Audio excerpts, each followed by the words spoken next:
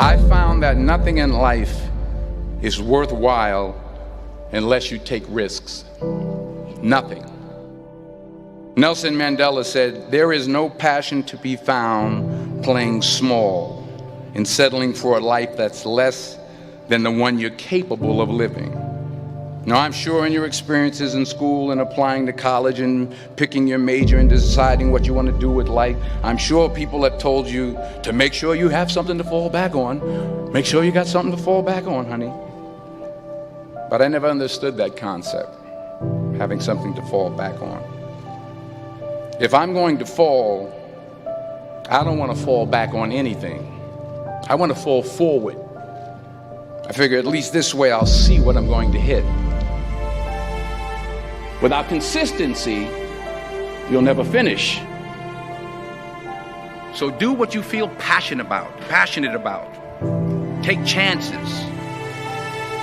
Don't be afraid to fail. There's an old IQ test, was 9 dots, and you had to draw 5 lines with a pencil within these 9 dots without lifting the pencil.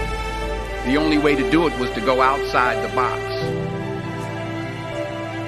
Don't be afraid to think outside the box. Don't be afraid to fail big, to dream big. But remember, dreams without goals are just dreams.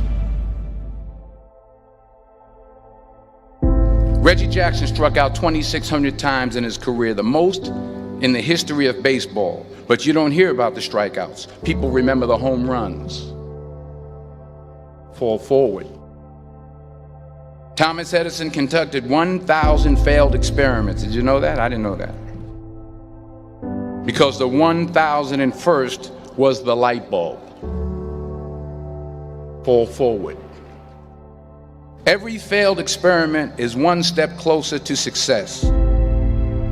You've got to take risks, and I'm sure you've probably heard that before, but I want to talk to you about why that's so important. You will fail at some point in your life. Accept it.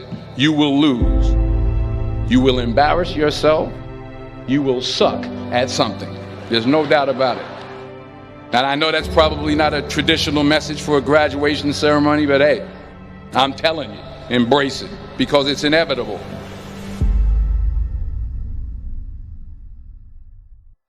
In the acting business, you fail all the time. Early on in my career, I auditioned for a part in a Broadway musical. Perfect role for me, I thought, except for the fact that I can't sing. I didn't get the job. But here's the thing. I didn't quit. I didn't fall back. I walked out of there to prepare for the next audition, and the next audition, and the next audition. I prayed. I prayed. And I prayed. But I continued to fail and fail and fail. But it didn't matter, because you know what? There's an old saying, you hang around the barbershop long enough, sooner or later you're going to get a haircut. So you will catch a break, and I did catch a break. Last year, I did a play called Fences on Broadway. But here's the kicker. It was at the Court Theater. It was at the same theater that I failed that first audition 30 years prior. The point is, every graduate here today has the training and the talent to succeed. But do you have the guts to fail? If you don't fail, you're not even trying. I'll say it again. If you don't fail, you're not even trying. To get something you never had, you have to do something you never did. Just imagine you're on your deathbed, and standing around your deathbed are the ghosts representing your unfulfilled potential. The ghost of the ideas you never acted on. The ghost of the talents you didn't use. And they're standing around your bed, angry, disappointed, and upset. They say we came to you because you could have brought us to life, they say. And now we have to go to the grave together.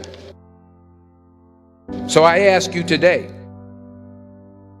how many ghosts are going to be around your bed when your time comes?